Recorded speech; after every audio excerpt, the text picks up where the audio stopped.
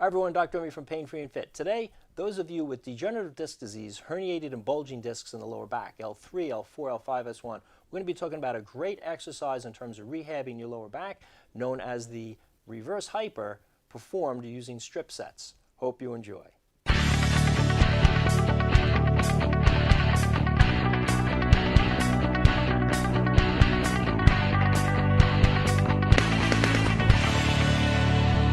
So today we're going to be talking about strip setting, a classic exercise for degenerative herniated and bulging discs known as the reverse hyper.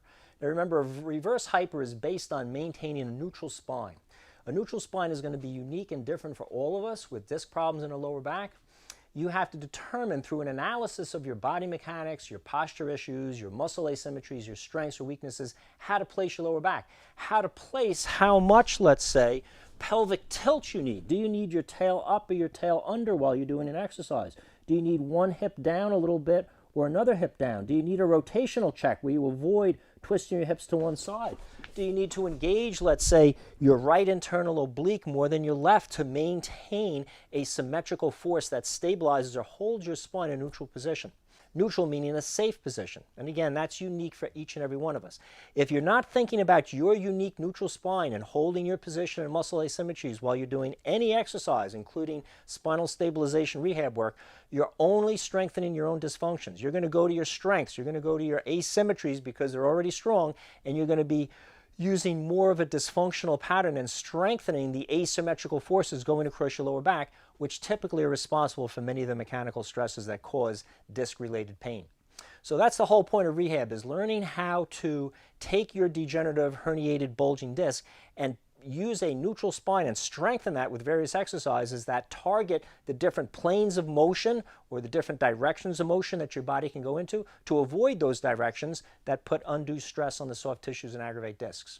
So the reverse hyper uses a extension motion to develop the hamstrings, the glutes, and the lower back extensors like the multifidus and the erector spinae by raising the legs up. You don't need a lot of motion with this. And again, while I'm doing this, I'm maintaining a neutral spine. One of the biggest mistakes with reverse hypers is that if the legs go too far down, it's going to cause a flattening or a flexion of the curve in your back, meaning it's like leaning forward with your back. That compresses the discs.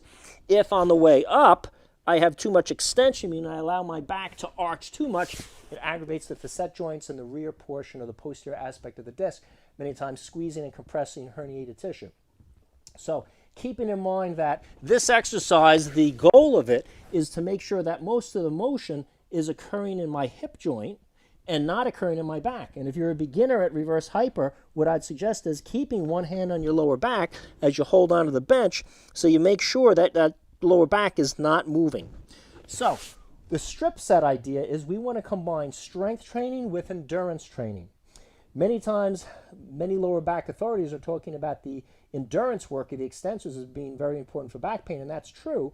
But if you leave out strength work, which is working with heavier weights, lower repetitions, you're missing the ability for your extensors to contract and be strong when you have to lift heavier loads, when you have to bend and pull things that are not an endurance-based challenge for spinal stability, but more of a strength-based challenge. So in terms of rehab, we can take both of those things, strength and endurance training, by using a strip set. Now we can do this with multiple strip sets or just a single strip, which is what I'm going to share here. So the idea is you want to take a dumbbell and you want to put it between your ankles as you get into the reverse hyper position.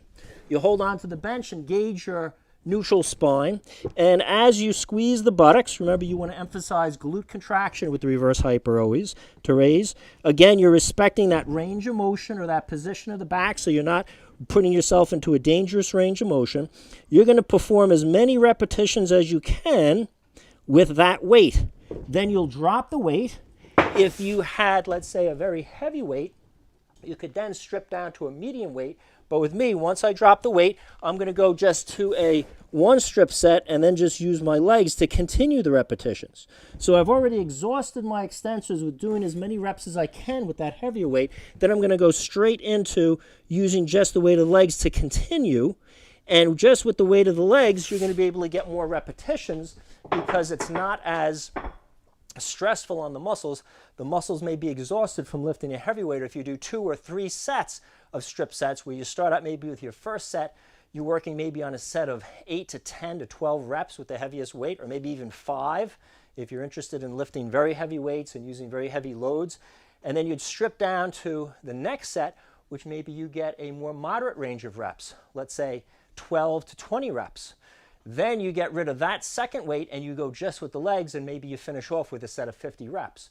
So now you're exposing the extensor muscles that's going to prevent flexion on your disc and help keep you in a nice stable position during daily activities to numerous types of training effects. You have strength training with heavy loads, let's say even 5 reps, as low as that. You have a in-between or moderate range where you're performing maybe 10 to 20 reps, and then you're performing a high rep endurance scheme, so you're getting all those training effects in one workout, saving time in your rehab schedule, and yet giving you a nice plethora of training effects for real-life activities.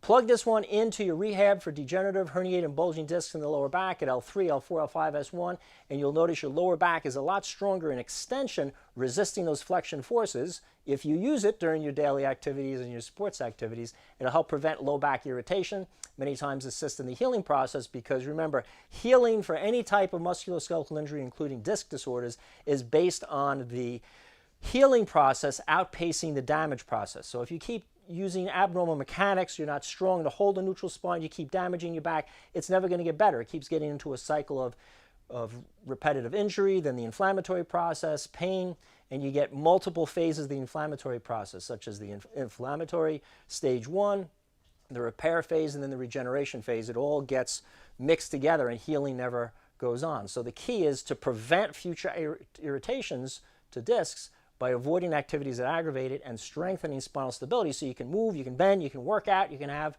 an active lifestyle without aggravating your back. And without aggravation, the body's natural reparative mechanism can continue and you feel a lot better. If you've liked this video on reverse hyper strip sets, feel free to subscribe to our channel. Got a lot of great videos out there to help you.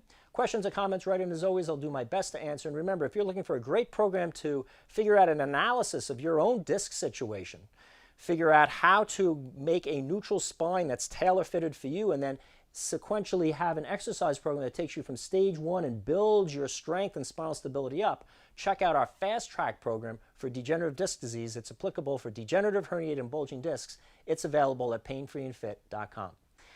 If you're looking for assistance such as online training because you're stuck in your rehab program, you have questions, again, you can always contact me for online consultations.